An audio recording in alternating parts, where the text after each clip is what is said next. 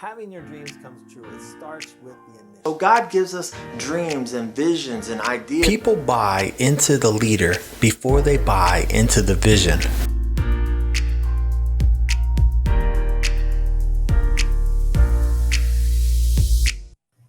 Hello, everyone. Welcome to MEA. My name is leemooring, and this is Motivation, Encouragement, and Accountability. And today we have a special guest who is going to bring us some valuable information, because ultimately we want you to achieve more, reach your potential in order to be your very best. But before we introduce our guest, let's go here. Let me tell you a little bit about her.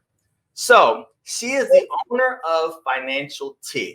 She is a retired Air Force leader. She's a motivational speaker, a church leader, a teacher, and a true financial expert. As well, she is the author of It's Your Turn, Walk in Your Financial Purpose. Let's welcome Mrs. Tina Smith. Hey, everybody. Thank you so much. Thank you for being with us today. We really appreciate your time. And I am super excited to hear from you. You know, when I met Tina, it was at a veterans networking event, and I was just blown away on how she spoke about her business as far as the confidence, knowing exactly what her vision was, what her mission was, and I just had to have her on here as a guest. So thank you so much for being with us today. I really appreciate it. Lee, thank you for having me. I really appreciate all that you're doing to keep us motivated and encouraged and accountable. It means a lot because some of us, and me included, of course, some of us like to be settled in being comfortable. So having us motivated, encouraged, and accountable makes us be outside the box even more and live even bigger than we thought in our wildest dreams. So thank you. You're welcome. Thank you so much. Well, let's get to it. You know what? Let's start by, can you tell us a little bit about yourself? Where are you originally from? What do you like to do? Well, I am born to a Marine, and so I was living everywhere. You name it, across the country, we lived it. So I can't really say that I was born or grew up rather in a particular place. However, I was born in South Bend, Indiana, where my parents are from. Okay. And, when my dad joined the Marine Corps, we just moved everywhere. And but I would say that the one place that I have lived the most time in my life actually is in the DMV. So as a young family, we were here back in the 80s. And then again, when I joined the Air Force, I was stationed here. And then I ended my Air Force career in the area too, with my own family. So that I would say that. But growing up, I would say wherever my parents were, that's where home was. Right. Home is where you hang your hat. That's what I always say. Yes. So let's talk about that for a second. Okay. So being that your father was a Marine and you moved around, how do you think that impacted you as far as how you were able to relate to people? Absolutely. Well, I found myself being a chameleon. So no matter where I was, no matter what group I was in front of, I was able to relate. I was able to empathize, sympathize, and carry on conversations. So, having that experience of traveling and having met so many people with different backgrounds, I was able to mix in no matter where I was. So I thought that was a very strong characteristic as an adult and now as an entrepreneur. Wow. You know what? What you basically just spoke to me is that being that chameleon, that the benefit for you now is when in life we're going to meet different types of people. Some people are quiet, some people are loud and obnoxious, everyone is different, but being able to adapt, that has to play a major role in how you effectively communicate with people. Absolutely. And, being able to now talk with people about finances, even though I can say that you may assume that I meet only one demographic. When you start talking with me, you'll find that I'm well-versed in almost everything and almost every topic. And so I find that a lot of the individuals that I'm talking to that may be prospects, they may find that there is some relatability and may like me because, I can kind of speak the lingo and have some interests that they have interests in as well. Right. You know what? That's so important in communication, where people can know a little bit more about you. They have that connection. Just jumping up and say, hey, let's do some financial coaching, or It's not going to No. it's not going to work. People have to, when they feel comfortable with you, then that makes a difference. Yeah. Yeah, no doubt about it. And I find that, the likability and the relatability makes so much difference. And so as people, consider me being their financial coach or adding me onto the financial team, they find that there's a particular comfort level. And I want to make sure that I meet not only that comfort level, but they also get a level of excellence that they didn't expect before. Wow. I like how you mentioned team, being a part of their team. I believe Absolutely. it's vital that you surround yourself with people. I believe resiliency has a term for that. It's your board of directors. And so you surround yourself with a team of folks who are experts. And so I'm sorry, go ahead. I absolutely agree with you 100%. I think it's important that we find a level of professionals that can help us in areas of finance, in, coaching in our business, coaching, even if we are just leaders at an employer, we still need that group of individuals to help us, specifically in finances. It's important to have not only a financial coach, but somebody who is an accountant, somebody who can mentor you, somebody that, you can see that lives the life and you can follow the path. And so, I will say this, also, you need somebody to be an agent, whether it be from a life insurance perspective or a disability perspective or whatever. And I always am honored to be added to the team. I never say that I want to be the only financial professional in someone's life. I think that is the wrong answer. It's absolutely imperative to have a team of individuals to handle in, every area of your life, and in finances especially. Right. I absolutely agree. I heard a quote a long time ago. It says that an educated man doesn't know all the answers, but knows where to find them. But knows where to go. Exactly. And I pride myself on knowing and can admit that I don't know all the answers, but I do have a level of resources to be able to reach out to find the best answers, for my client, and be able to provide them with that kind of knowledge. And with that information, I become the go-to. Amen. I like that. Thank you for sharing that. So we're here talking about motivation, encouragement, and accountability. So let's start here. So what inspires you? What motivates you? Well, that really is two separate questions. So if you don't mind, I'll answer both of them separately. Thank you. I would say what inspires me from a professional standpoint are my clients. I find that when I'm talking to individuals and they're sharing with me some of their financial goals and even some of their financial problems, I find that as I'm talking with them, I'm coming up with creative ways to solve that problem. Then I start thinking of, well, if client A has a problem, maybe client B or someone I don't know may have the same problem. So then being able to create a medium, whether it be social media, including Facebook, Instagram, YouTube, LinkedIn, Twitter, which I'm on all platforms. And you can always go to my website, thefinancialkey.org, to connect with me. But I'm always thinking of new ways to be able to share basic information with the masses. And so, yes, indeed, my clients do inspire me. From a personal standpoint, rather, what inspires me is my relationship with the Lord. I do spend a lot of time in prayer and trying to get some guidance and understanding of, what I'm supposed to do. So I'm always inspired about the things that I'm hearing concerning the big dreams that, he has for me, and being able to then muster the courage to say, okay, you're right, I can actually go do this, and then do it. And then I've got the support of all my family members, everyone from my spouse, my parents, son, sister, and extended family members and friends that, are now my sisters and brothers.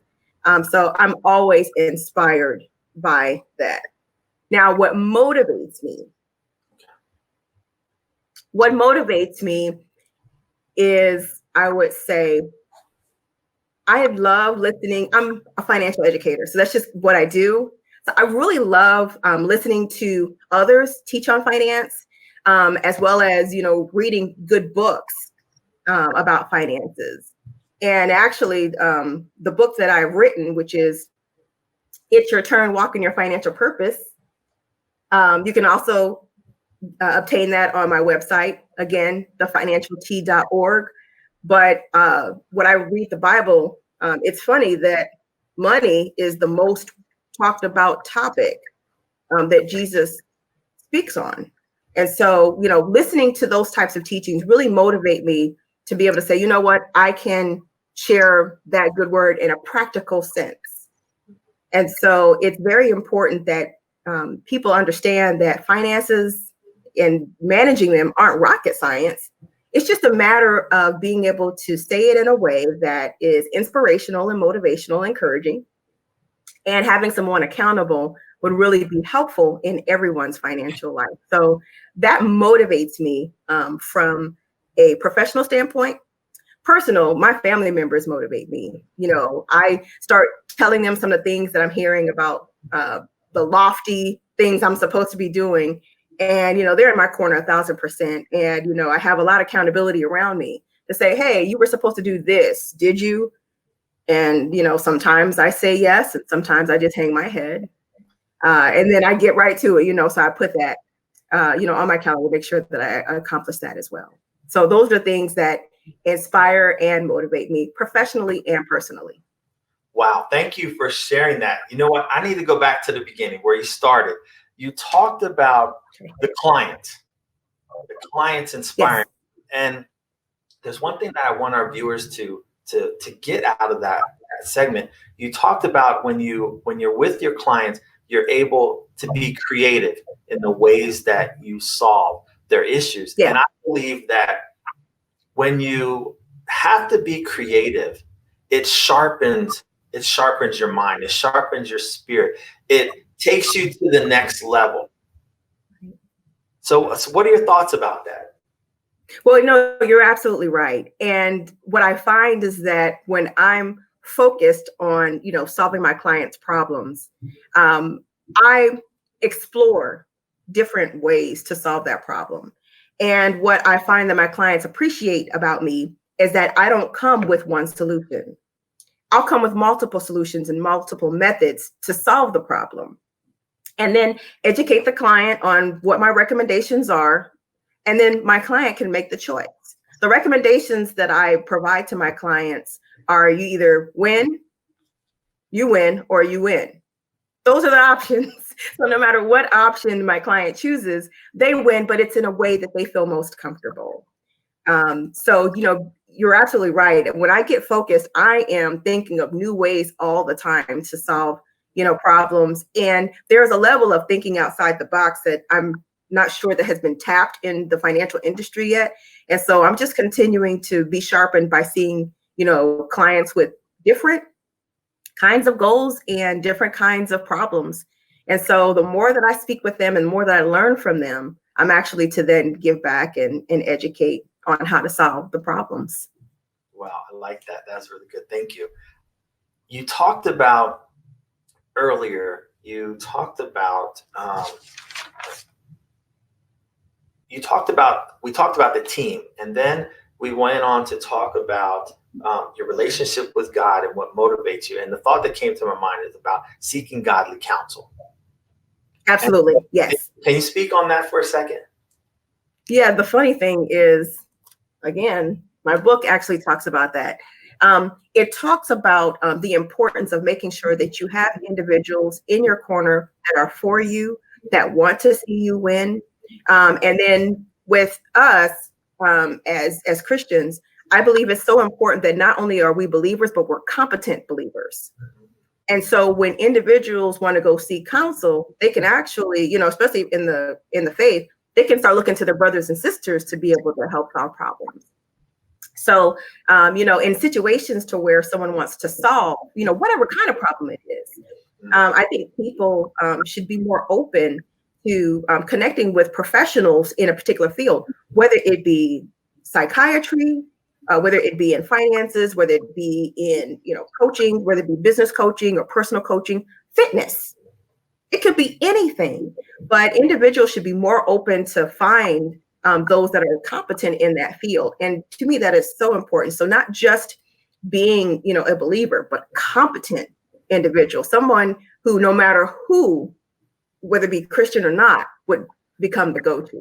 And so it is absolutely imperative to seek wise counsel in anything, that you do. And it's just a plus that the individual, is a believer. There's a level of, integrity that I believe that comes with that. And also, again, should be a very high level of competence and excellence. Thank you. Also on the topic of God, you mentioned your relationship with God as far as your dreams. And look, yes, you brought up dreams because that's what I've been studying here recently. Oh, okay. About getting to your why and your purpose and fulfilling what your dreams and knowing exactly what God has intended for you. What is your purpose here? So let's talk about that. Let's go a little deeper. So as far as people finding what their dreams are, what advice would you give them? I would give them the advice of considering the one thing that irritates them the most. Like, what problem irritates? Is it that line in Walmart? Is it that person behind the counter at a fast food place? Is it, what's happening at the car wash or, maintenance? Whatever that thing is that you begin to think, well, if they just hired more people or if they provided more training, you're starting to think about how to solve these problems, how to alleviate that grit, that you're feeling, or that, that anger that you're feeling that this problem is. Find what that is. Start solving those problems. You'll start finding that passion, in you. And, start, seeking the word or start praying about, how do I do this? How do I solve this problem? Even if it's, decorating, which I have zero interest in decorating my home. But when my mom comes, she's like, oh my goodness, you need to redo. And we were talking about that this morning. And I'm like, it's neither here nor there for me. But that is something that's gritting on her. Like, you need to redo your stuff. And so, but that's her passion. And she loves doing that stuff. And so whatever that thing is, it could be anything. But whatever it is, focus on it, start finding solutions for it. And then you start getting some guidance about how to do that more effectively and then potentially monetize it. Amen.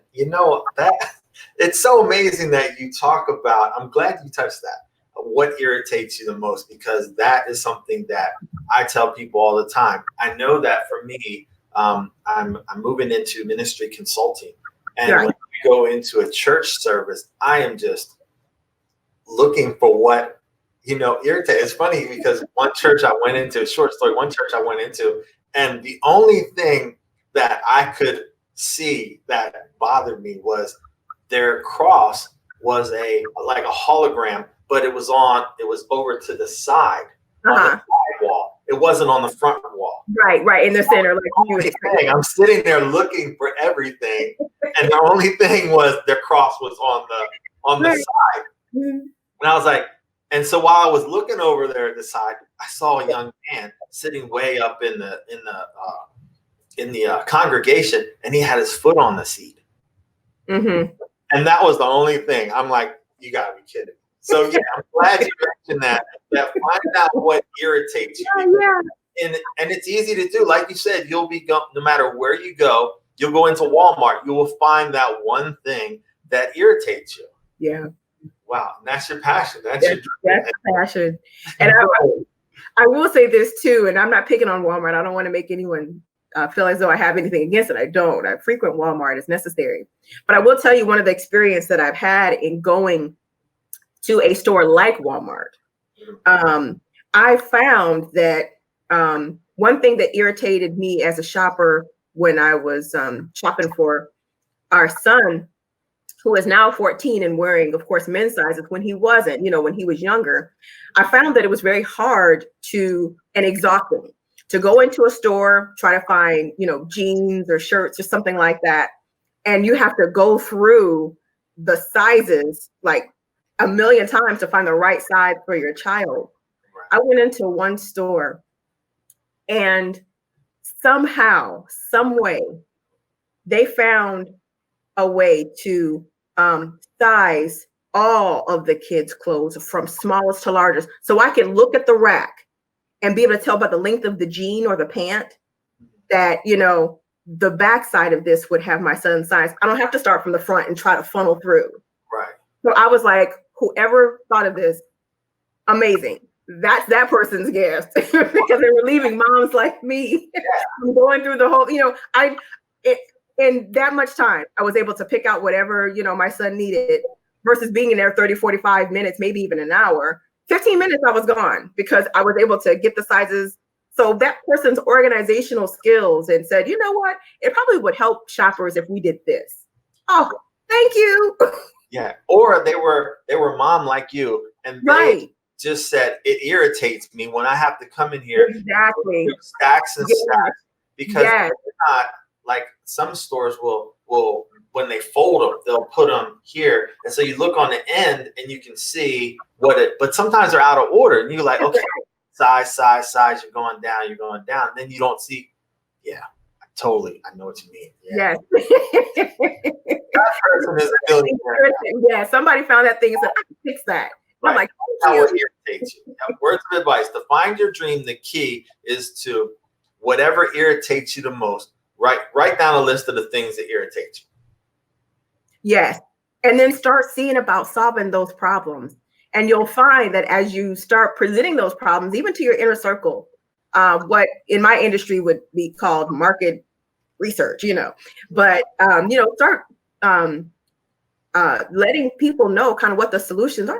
Hey, that would actually be a really good idea. Oh, I would like that. Or what did you think about this?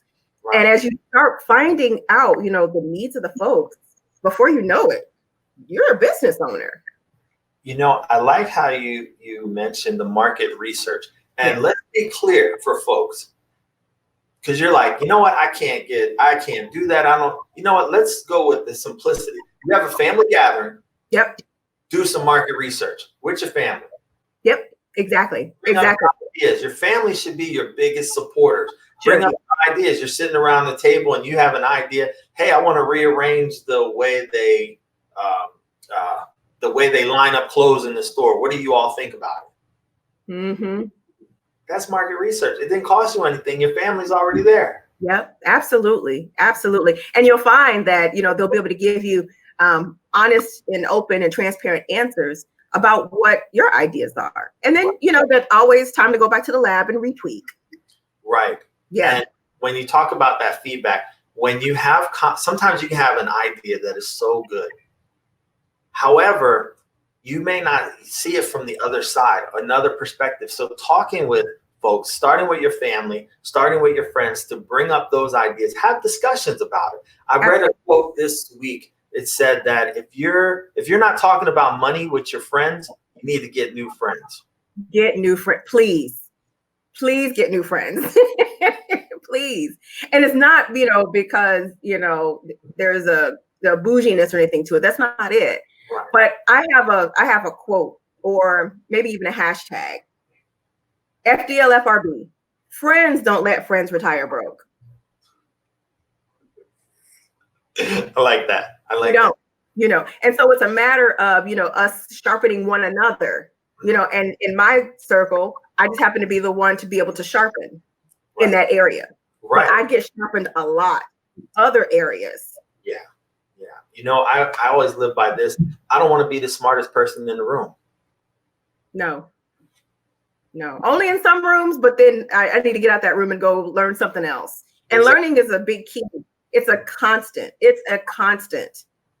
Right. I have friends that are, I'm sorry. Oh, no, go ahead. I have friends that are event planners, that are bakers. They stay home and, create the home life, and they can always sharpen me in so many different ways. There's things that, everybody does that I can learn from.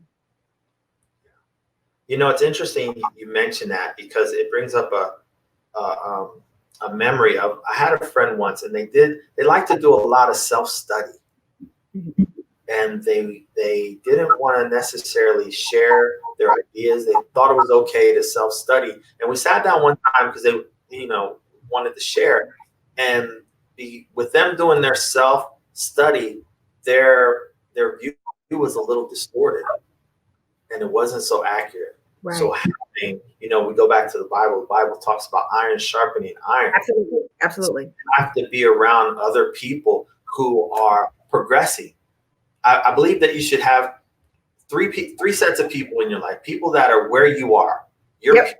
Then you have those mentors that are ahead of you that can help you get to that level. But you should also have a mentee, somebody that you're bringing up along with you. Yes, yes. My husband calls it, and I might get this wrong, but forgive me, like having a Paul, a Timothy, and a Barnabas. I like that. Mm-hmm.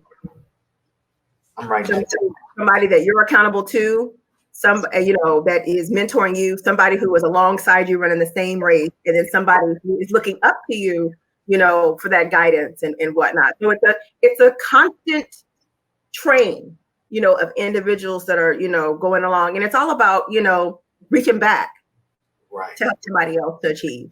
Right. And I know from experience, I have learned so much from a mentee. Yeah, exactly. Back to what you talked about earlier, when you are being creative with your clients. Yes. They bring up situations and it makes you have to, because it's okay to say, I don't know the answer, but I will come back to you. Let me go get it. Let's find it together. That's okay, because that's going to make you stronger. It's going to make them stronger as well. And it also creates a level of loyalty between the two. I can always lie and say, oh, I know this answer, and give you something that you'll probably never look up and confirm that I was right or wrong. Right. But there's a level of loyalty to where I could say, you know what? Wait, I don't know the answer to that, but let me get back with you. And now I'm sharpened. The other person is sharpened. And then that person would be like, you know what? That person, worked for me, or that person, did something that they didn't necessarily have to do. So that's important. I'm a big believer that whatever you learn is not just for you, but it's for someone. That is exactly correct. To look up something from your mentee, there's going to be another opportunity that you're going to have to apply. It's just like, let's go back to church. That sermon that you heard on Sunday, you may think does not apply to you. However, sometime soon, my experience usually during that week, at work. I'm like, that's what that meant. Let me go ahead and apply this real quick. Exactly. Let's go ahead and share that. And so many times I would say this, that as we are trying to be motivated, as we are trying to be encouraged, accountable, that whenever there's an opportunity to learn something new, that you take advantage of it. You might think, I'm not going to get anything out of this, but you never know. It's just like how we met. Mm-hmm. Networking event, and I was like, you know what, business, I already have my business, but still, let me go. And it was cold and rainy that day too. It was, yeah. But I met some amazing people, and I think about that because we met, and then we sat down, and then I was blessed by our conversation, and then you invited me to the church class. Yes, the Renaissance Leadership Network. Right, exactly. So you never know. You just take advantage. Wow. Okay, so let's talk about, is there a significant event or time where you knew this is what God wanted you to be doing? Oh my goodness. It's all the time. What was that defining moment where you're like, oh God, I know where I'm going? I'm telling you what I know. So writing that book, the funny thing is this book is a compilation of some issues that people that I have talked to over the years, they had these same issues. And so just like I was telling you before about the importance of listening to my clients and saying, maybe I can have a creative way to solve this problem. What inspired me to write that book is the fact that I had so many people to come with me with some of the same issues. And if I can get a practical solution to this same problem and put it in a book format, and it's available to millions on millions, then I've done my job. So anyway, so I went ahead and, compiled basically 59 entries of issues that, people are having on a regular basis concerning their finances, especially in areas of giving, game planning, using your gift. I mean, these are things that you're dealing with regularly. So I wrote the book, so proud of, the accomplishment of writing a book. Anyone who's written a book, that's their baby. And sent it to publishing, and it came back, and I provided a copy to the employer, and that didn't go well. And it ended up being basically a conflict of interest. When you are a broker dealer and you do investments, then you can't apparently write a book that talks about savings and getting a financial coach and the Bible. I mean, there's a whole host of things that you apparently can't do. So the broker dealer that I was with did not appreciate the content of my book. And anyway, long story short, from a legality standpoint, I got an ultimatum. Either I put the book in a hole, I never wrote the book, I can't even give the book away, I can never talk about the book, or and take it off Amazon, iTunes, Books A Million, Barnes and Noble, anywhere books are sold. Right. Had to pull from those mediums and stay, or I needed to go. And you're talking about somebody who had their feelings hurt. I was so hurt, not because of the job, but because I'm hearing from God to write this book, and then everything will be rainbows and Skittles and roses and unicorns. Right. And that's not what happened. And so, I'm leaving, something that's six figures, and it was not an easy decision. And it was something that, I came home, talked to my spouse about. I told him kind of, what I had been gauging. And the funny thing is, I told my husband maybe a month prior to this single event happening, I said, I think I need to start packing up my stuff. And I just got that feeling that I was about to roll out anyway. And he was trying to be positive. No, don't worry about it. They'll be okay. And they'll keep you and stuff. Right. And so the ultimatum came. I came home and said, I told you this is what I had been feeling. And he's like, I'm sorry, what? And I'm telling him my grand idea of starting my own financial firm, that it was going to be called the Financial T, and that I was going to help millennial professionals and millennials at heart. I don't want to forget anybody. So he was like, but, we got a mortgage, we got a this and we got a that. I said, I know, you're right. I know. And I'm thinking about this too. And the natural mind said, put this book to the side a couple years, stack your money up, and then. But I knew in good conscience, there was no way that I was going to put this book knowing my assignment and put it in a hole for a couple years. There's just no way. So in good conscience, we talked about it, we prayed about it. I got all kinds of confirmation.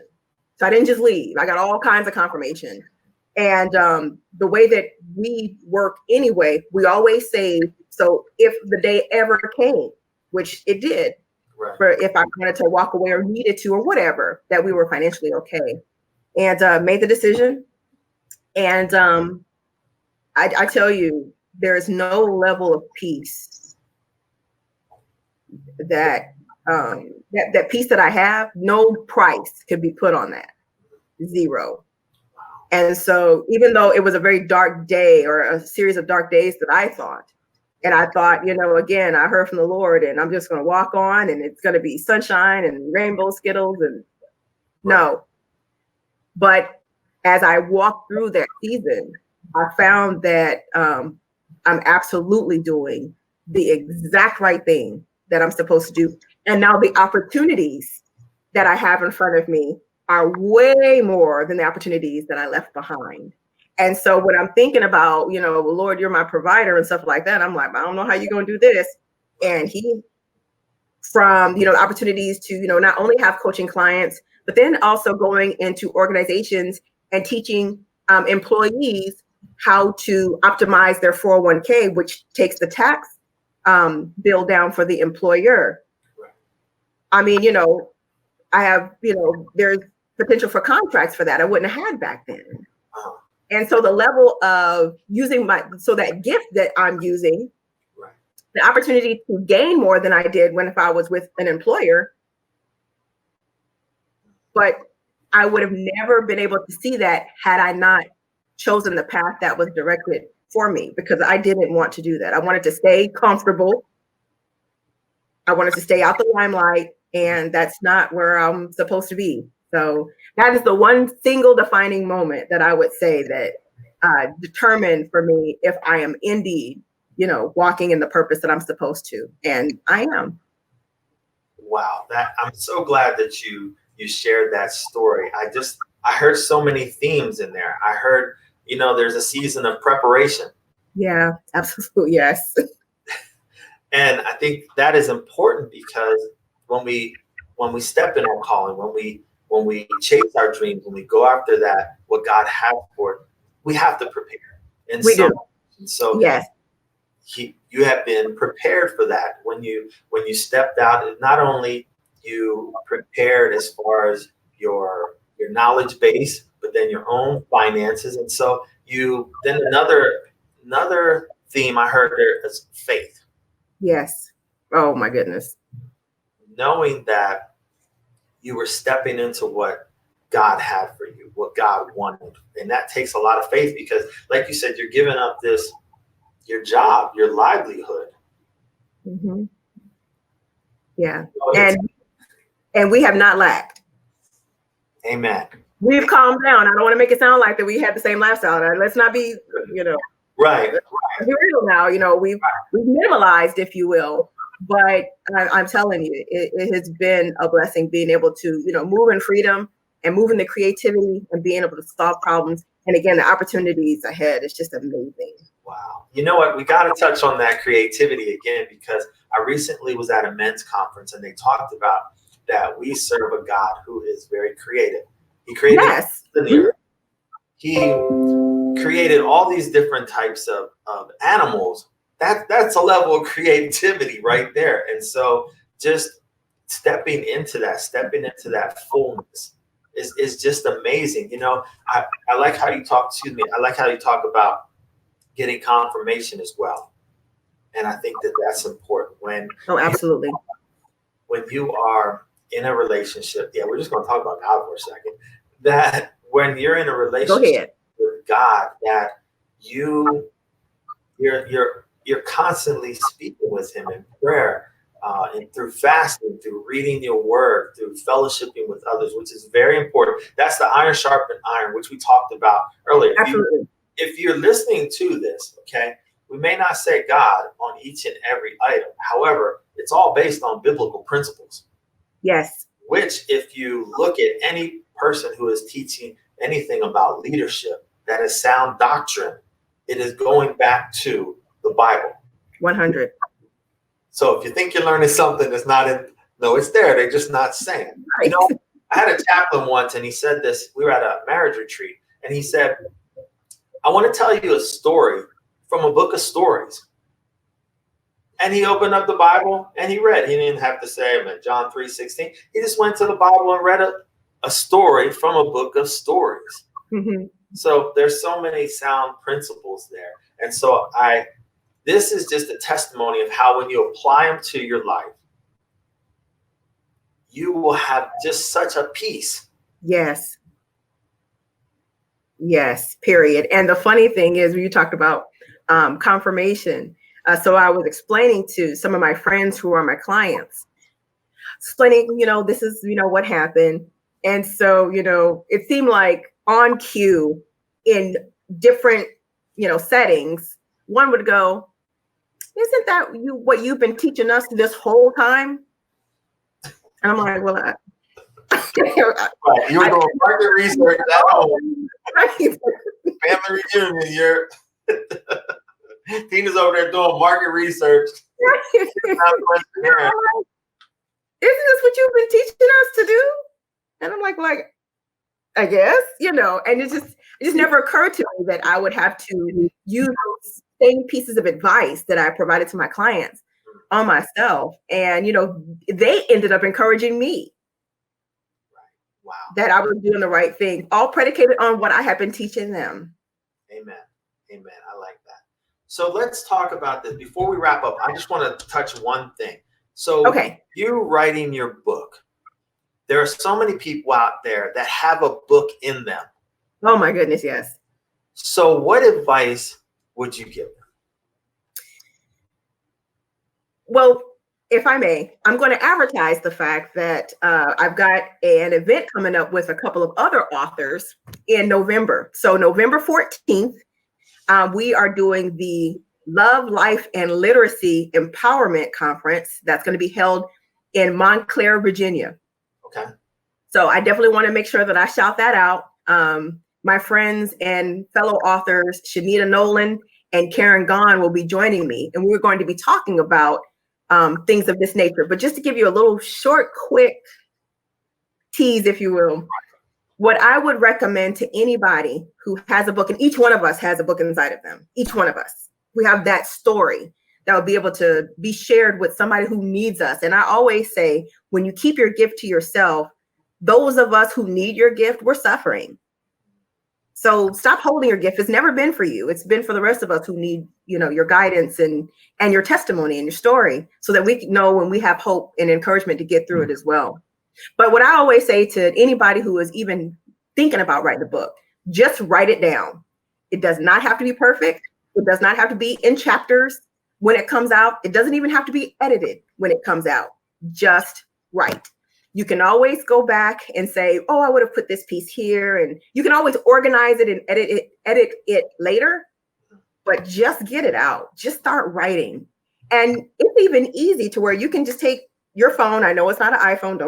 Don't be mad at me, but you can always pull up your Google account or pull up your text message and always hit the microphone and just start talking. It'll transcribe it for you. That's how like 85% of my book was written. Wow.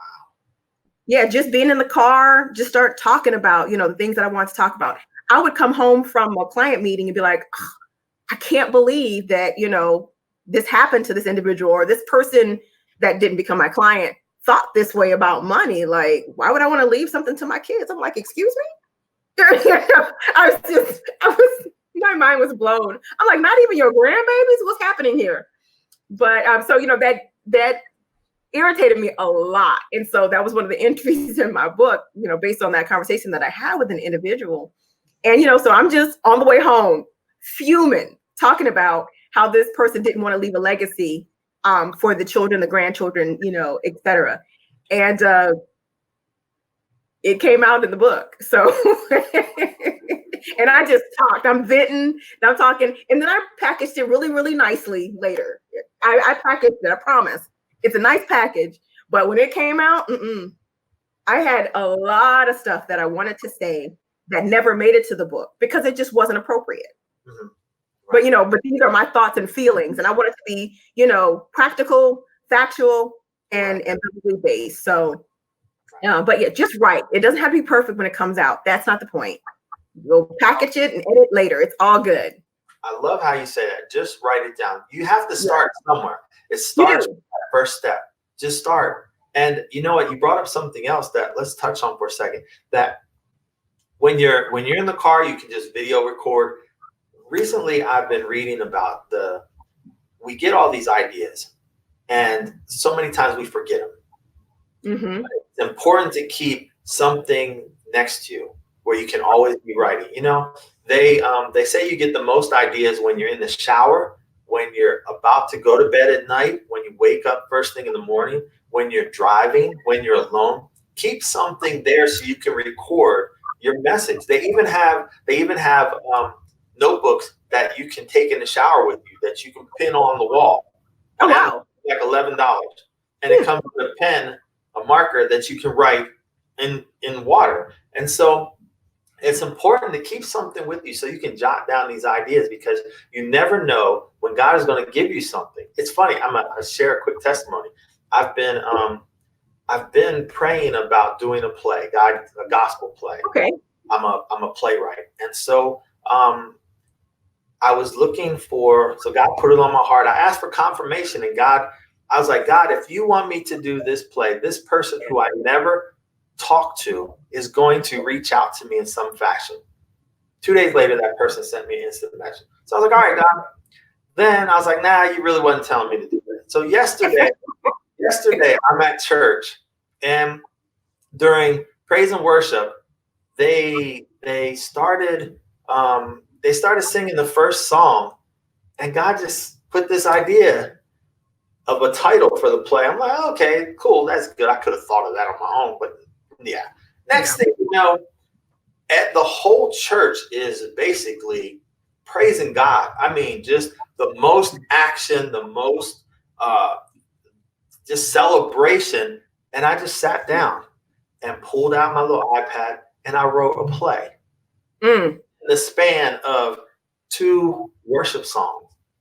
So it's about listening to hear, and then having the ability to write down when you get those visions, when you get those thoughts, sit down and write them down. Oh, 100%. I found that a big part of my prayer life, one big lesson that I've learned in my prayer life is to learn to shut up. I used to go into prayer asking for everything, whatever happens going on with my family or my job or my friends. And I'm, Lord, do this, do this, do this, do this. And, I was in prayer and I heard, would you just shut up? And that's kind of just the relationship that we have, like, Yeah, right. And I just shut up, and I could see a vision in my mind where there's this chalkboard and an eraser is just going and erasing all of my thoughts about whatever. So it's a blank slate. That's when I really started seeing what I'm supposed to be doing and the answers and the solutions to, whatever is happening. And when I started being quiet finally, so, yes, I want to petition. Yes, absolutely. I want to have my requests known. I want to provide supplication. I got all that. But I had to stop and be quiet and listen for the answer. Right. And so, I could be, in my bed listening, and something will happen. And then I know I irritate my husband a lot when it could be 2:00 in the morning. I'm turning the light on, and he's just like, "Oh my goodness!" And I'm all, because I always have some notepad, something or another next to my bed, either be a journal or sticky notes. I even resorted to sticky notes after a while, but something next to my bed. So when I'm getting that download, I'm able to write right then exactly what it is. The title of my company was given to me. I was on my way home from the Renaissance Leadership Network that we had in October of 2018. And it hit me what the title of my company would be, and one of my favorite drinks is tea. So it just happened. One of the things that in society today is the tea, as in the TEA, as in, sipping the tea, whether it be the gossip or the what's the goods, what's the news, what's the this. And so that's where, the cup, here it is. That's where the cup comes from.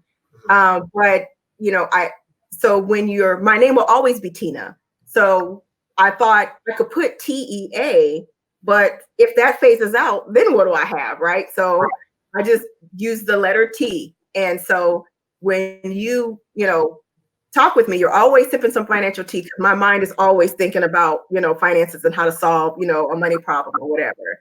But you absolutely have to always be ready and prepared to write something down. The funny thing is, I'll fall back asleep, or I'll start a conversation with somebody else and will forget that huge thing, that thing that could have, changed the world. And so you always have to have something handy to prepare yourself. I even ended up buying a phone that had a stylus, because I don't ever want to forget any of the ideas that have been downloaded to me. And I know these aren't my ideas. I'm not that incredibly smart, to think of all these neat ideas. Right. And there's a lot of stuff I don't want to do. I don't want to be on video. I don't, but that's not my issue. That's not my problem, if you will. It's for me to do what I've been called to do. And it just, the way that it works is you're going to have to regularly be uncomfortable, and it's okay. Wow, I'm glad. You know what? You just had so many nuggets there that I just want to go through.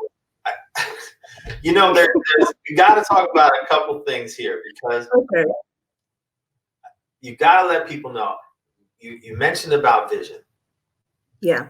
And that's what, when you explained your company's vision and mission to me, Yeah. that's what got my attention. That's what made me remember you, because it was so distinct. It was so, you knew what your company was about. So many people they want to be entrepreneurs, and when they speak about their company, they stop. Well, we're going to do this. We do finances. And what's your target audience? People. Wait a second. No. So let's talk about your vision and your mission. Okay. I don't know if we got this much time, but all right, then we'll go. Let's go. Let's just do it in 2 minutes. Okay.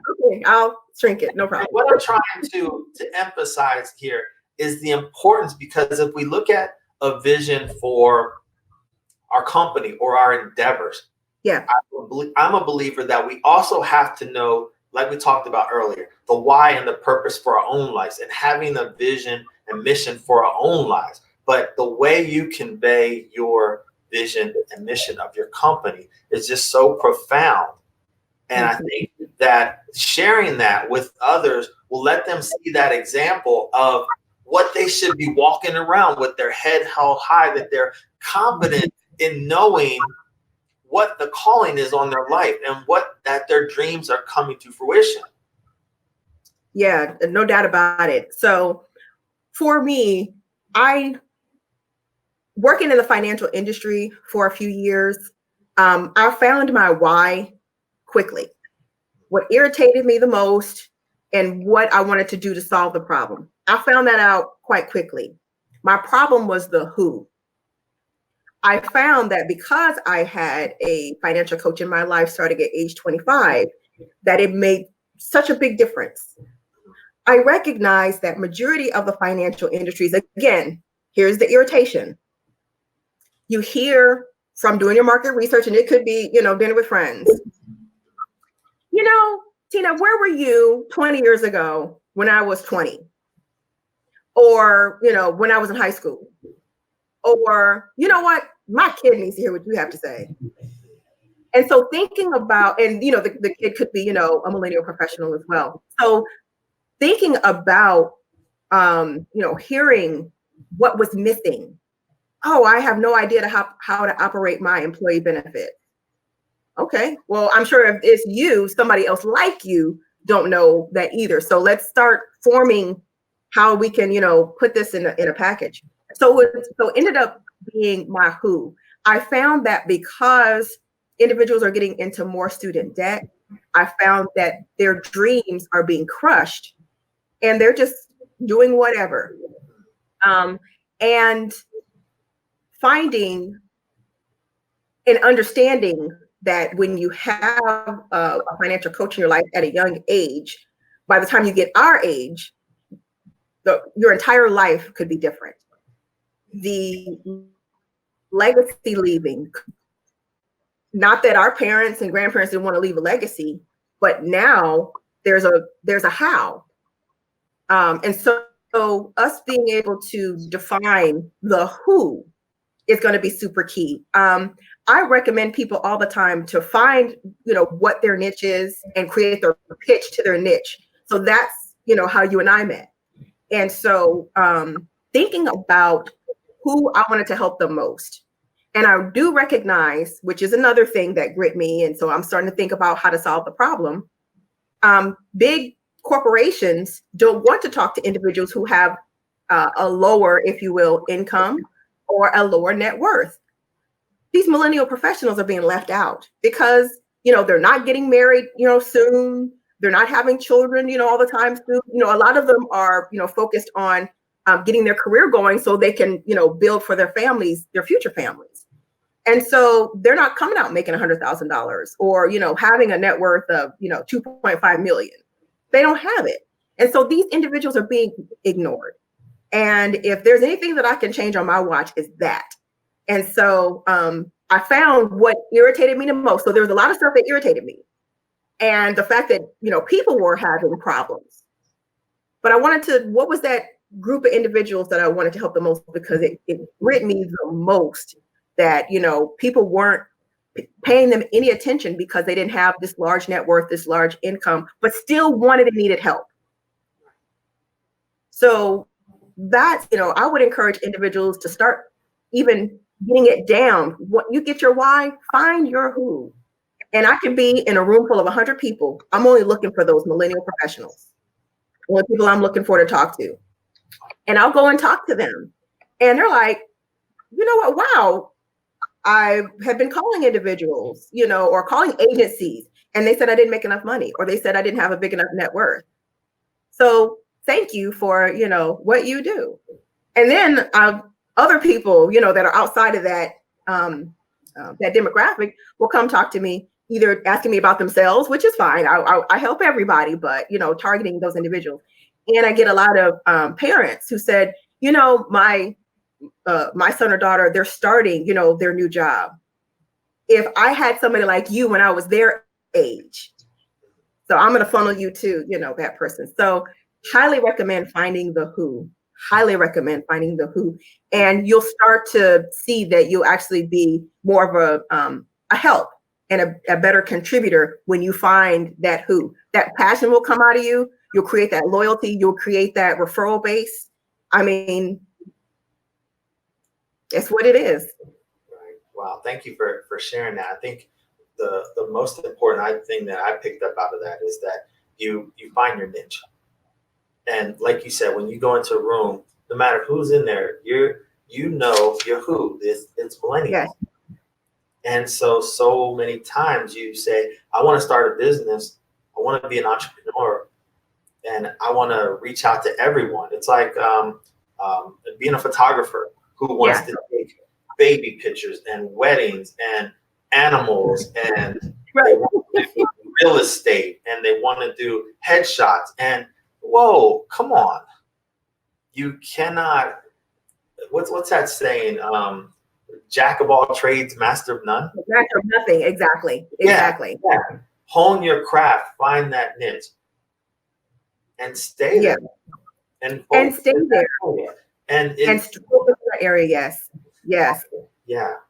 But so many times we want to branch off into so many areas. It's funny because when what's that show? Shark Tank. And they talk about, I want to branch into retail and this, and I want to do this. And now, wait a second. No, you have this niche area. Let's stay there. Let's focus in there for a while before we branch off. Wow. Absolutely. And what I find, of course, I want to help everybody, but because the funny thing is I've actually found more quantity and quality, because if I talk to 100 people, there might be 7 people in the room that actually want to speak with me. But because I've honed down my who and created my pitch to my niche, that attraction is even greater. So if I can now speak to 15 people and now 10 of them. So I worked a lot less and got more. Right. The return on investment is greater. Yeah. Wow. 100%. So there's not a lot of people that walk away from a conversation from me and have zero interest because I've created my pitch to my niche and I'm speaking to that person in front of me. Yeah, I like that. Thank you for sharing that. So let's 2 more things. We are going to, what do you have on the horizon? Okay, so we talked about the L3. So that is the Love, Life, and Literacy Conference. Again, that's going to be on Saturday, November 14th.